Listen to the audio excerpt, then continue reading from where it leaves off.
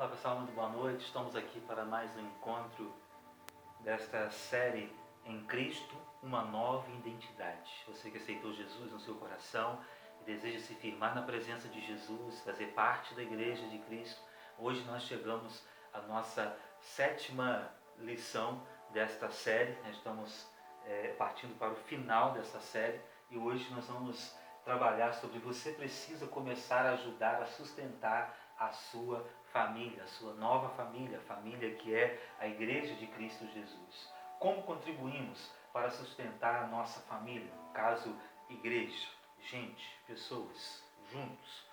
E aí nós vamos observar alguns detalhes aqui. A Bíblia, ela nos ensina que Deus, nosso Pai Celestial, requer a 10ª parte do total de nossa renda, isto é, o dízimo. Deus precisa de dinheiro? Não. Mas essa questão é um ponto fundamental onde o Senhor Deus deixou bem claro, tanto no Antigo quanto no Novo Testamento, para observar como seriam as nossas atitudes. Que quando se fala na parte financeira, nós às vezes ficamos assim, né, meio mais assim, assado, mas o Senhor Jesus ele deixa de uma forma muito clara como deve ser o nosso procedimento. Malaquias 3:10, trazei todos os dízimos da casa do tesouro, para que haja mantimento na minha casa e depois fazei prova de mim, diz o Senhor dos Exércitos, se eu não vos abrir a janela dos céus e derramar sobre vós uma bênção tal, que dela vos advenha a maior abastança. E o segundo texto, Levítico 27:30-32 diz, também todas as dízimas do campo, da semente do campo, do fruto das árvores, são do Senhor, santas ao Senhor. Porém, se alguém das suas dízimas resgatar alguma coisa, acrescentará o seu quinto sobre ela, tocante a todas as dízimas de vacas e ovelhas, de tudo que passar debaixo da vara, o dízimo será santo ao Senhor. Então nós observamos aqui, é um assunto um pouquinho complicado, às vezes tem muita gente que usa de forma errada, mas a gente precisa olhar para aquilo que de fato a Bíblia diz. O dízimo faz parte do planejamento de Deus para sustentar a sua grandiosa obra ao longo do mundo. São igrejas locais, são missionários, a obra de Deus que precisa avançar e precisa do dinheiro nessas situações. E a sua aplicação aparece em toda a Bíblia, na medida em que o homem é chamado a assumir seu dever de entregar ao Senhor os 10% de sua renda, para que ele possa realizar também os seus planos espirituais para o mundo. E aí nós encontramos o texto de Salmo 24:1. Do Senhor é a terra e a sua plenitude, o mundo e aqueles que nele habitam. A grande verdade é, eu não tenho nada e eu não sou nada, ninguém tem nada, se não for realmente Jesus. Do Senhor é a terra e a sua plenitude, tudo, o mundo e aqueles que nele habitam. Nada foge do controle de Deus, porque Ele tem tudo sobre as suas mãos. E assim nós podemos observar a quem pertence o mundo, todas as riquezas que nele há. A quem pertence o homem? Tudo pertence realmente ao Pai. Nós pertencemos a Deus. Tudo que possuímos também pertence a Ele. Concluímos então que o homem não dá nada a Deus, apenas devolve aquilo que Deus já lhe deu. Na verdade, nós não temos nada nosso. Nós não temos bens, não temos dinheiro, não temos absolutamente nada. Tudo é de Deus. E no plano de Deus, ninguém dá mais. Todos são iguais. Aí também tem outro assunto, o que é oferta, né? Deve ser entregue de acordo com o desejo do coração, segundo Coríntios 9:7. Diferente do dízimo. Nós entregamos voluntariamente, diante de algo que nós sentimos no coração, de ofertar além do dízimo. E aí ele diz, cada um contribua segundo o propósito no seu coração, não com tristeza ou por necessidade, porque Deus ama o que dá com alegria. Eu destaquei aqui essas duas partes do versículo. Cada um contribua segundo o propósito no seu coração e Deus ama o que dá com alegria. É algo que está dentro realmente do coração do ser humano. E uma outra pergunta, qual a finalidade do dízimo? A finalidade do dízimo é o sustento da obra de Deus com os recursos que Deus concede aos seus filhos. O dízimo não é invenção do homem para sustentar a religião, mas uma exigência de Deus para sustentar espiritualmente o homem.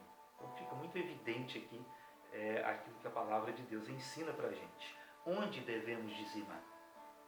E aí, 2 textos nós podemos observar aqui. Primeiro é o de Malaquias 3,10, que diz: trazei todos os dízimos à casa do tesouro. Aqui de fato é prédio, é templo mesmo. Casa do Senhor, a casa do tesouro. Outro texto também é 1 Coríntios 16, 1 e 2. Ora, quanto à coleta que se faz para os santos, fazeis vós também o mesmo que ordenei às igrejas da Galácia. No caso, Paulo estava ensinando isso à igreja lá na Galácia. No primeiro dia da semana, cada um de vós ponha de parte o que puder juntar conforme a sua prosperidade, o que puder, para que se não façam as coletas quando eu chegar. Interessante a gente observar que o Senhor fala da questão da fidelidade, daquilo que de fato a gente tem. Se eu ganhei R$100, eu vou tirar R$10, no caso do dízimo. E o Senhor me deixou com 90%. Essa questão de Malaquias 3,10 é muito clara. Trazei todos os dízimos à casa do tesouro. O dízimo deve ser entregue na igreja como forma de culto ao Senhor. Um momento gratificante quando nós podemos entregar os 10% daquilo que ganhamos durante o mês. Um momento da gente ser muito grato a Deus, porque 90% Ele já deixou para a gente. Quanto Deus realmente é bondoso nessa situação. No nosso caso aqui, Igreja Batista Nova Jerusalém, a própria congregação decide a questão dos gastos, através das assembleias, através da diretoria, e temos uma tesouraria que cuida exatamente dessa parte, um conselho fiscal que cuida dessas questões financeiras. Conselho fiscal com 3 pessoas, 2 tesoureiros que cuidam lá dessa parte. E quem administra os disso? Então, exatamente essa questão que nós podemos aqui observar. A pessoa que recebeu o presente da vida eterna deve buscar em primeiro lugar em sua vida o reino de Deus. Mateus 6,33. Mas buscar em primeiro lugar o reino de Deus e a sua justiça, e todas essas coisas vos serão acrescentadas. Também deve procurar ajuntar tesouros no céu, não é aqui na terra. Mateus 6, 19 e 20. Não ajunteis tesouros na terra, onde a traça e a ferrugem tudo consomem, onde os ladrões não minam nem roubam. O que a palavra de Deus deixa claro aqui. Ele deve estar confiante que Deus supre todas as suas necessidades. É Deus que supre a minha, a sua necessidade. A gente tem muitas necessidades, mas é Deus que supre, conforme Filipenses 4,19. O meu Deus, segundo as suas riquezas, suprirá todas as vossas necessidades em glória, por Cristo Jesus. Então é algo glorioso a gente poder contemplar essa palavra de Deus. Deve estar seguro de que Deus é fiel para com aqueles que lhe são fiéis. Malaquias 3,10, ele sempre estará nesse momento, porque ele é muito rico, esse texto de Malaquias 3,10. Trazei todos os dízimos da casa do tesouro, para que haja mantimento na minha casa, depois fazei prova de mim, diz o Senhor dos Exércitos, se eu não vos abrir a janela dos céus, não derramar sobre vós uma bênção tal, que dela vos advenha a maior abastança. Em 2 Coríntios 9, 8 a 10. Se Deus é poderoso para fazer abundar em vós toda a graça, a fim de que, tendo sempre em tudo toda a suficiência, abundeis em toda boa obra, conforme está escrito, espalhou, deu aos pobres, a sua justiça permanece para sempre. Ora, aquele que dá a semente ao que semeia, e pão para comer, também multiplicará a vossa sementeira, e aumentará os frutos da vossa justiça. Então fica muito claro, quando eu entendo essa verdade, Deus aumentará os frutos da vossa justiça. Mas quando eu negligencio, as consequências também farão parte da vida. Por que a igreja precisa de dinheiro? A igreja é um grupo de pessoas salvas por Jesus, que se reúne em determinado local sob orientação do Espírito Santo para adorarem a Deus e anunciarem a mensagem salvadora. Veja por que a igreja então precisa de dinheiro, no caso a igreja local, que se reúne onde? Precisamos de um prédio, de uma construção.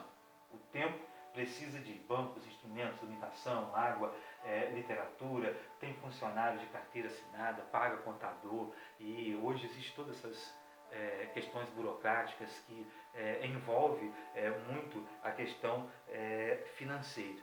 Como adquirimos aquilo que precisamos, através do dízimo, Malaquias 3,10 e ofertas. E aí tem uma pergunta: você está disposto a assumir um compromisso de sustentar a obra de Deus entregando seus dízimos e ofertas? Sim? Não? Então é algo que precisa estar dentro do coração. Por último, meu compromisso com Cristo é o seguinte: comprometo-me solenemente diante de Deus a sustentar a sua obra, entregando-lhe os dízimos e oferta de tudo que Ele me conceder para o sustento do ministério, para as despesas da igreja, para o auxílio aos pobres e para a propagação do Evangelho em todas as nações. Esse é o objetivo da palavra de Deus ao falar exatamente sobre dízimos, sobre ofertas. Nosso Deus e Pai, obrigado pela Tua palavra, obrigado pela Tua palavra nos confortar os nossos corações e falar de todas as necessidades da nossa vida, aquilo que precisamos. Agora abençoe essa pessoa que está desejosa de caminhar contigo. Firma, Deus, os passos dela. No nome de Jesus. Amém. Deus te abençoe.